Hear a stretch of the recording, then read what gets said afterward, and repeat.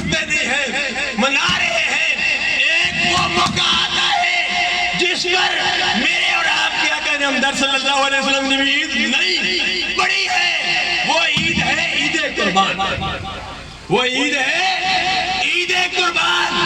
عید الضحیٰ کے موقع پر عید پڑھی نہیں جاتی ہے، عید منائی جاتی ہے۔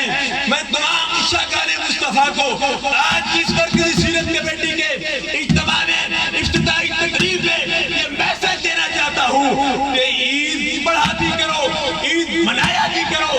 عید الضحیٰ کے موقع پر جن علماء کرام نے ابو البلاد محمد الیاس قادری صاحب نے، علامہ ثاقب رضا مصطفی صاحب نے، ان علماء کرام نے عید پڑھی ہے، عید نہیں پڑھی ہے۔